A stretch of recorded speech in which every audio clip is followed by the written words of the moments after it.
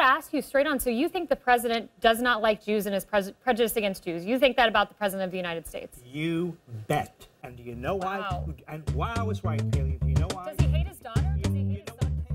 When I took this job last year, I never expected the organization to be known as an attack dog on the Trump administration. The turning point came just a few days after President Trump's inauguration. And I remember sitting at my desk and saying, we have a decision to make here.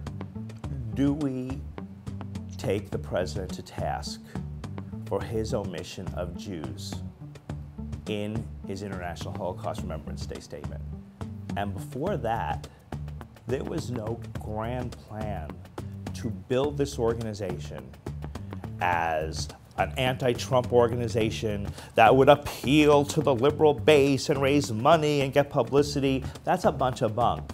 It was because of President Trump's own words and actions, or lack of them, that we had to make an instant choice. It wasn't just that the president omitted Jews in Holocaust remembrance back in January. It was the administration's digging in its heels. To suggest that remembering the Holocaust and acknowledging all of the people, Jewish, gypsies, priests, disabled, gays, and lesbians, I mean, it's frank. It is pathetic that people are picking on a statement.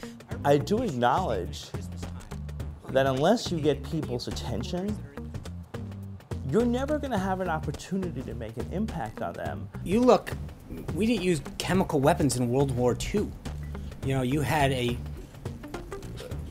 someone as despicable as Hitler, who didn't even sink to using chemical weapons.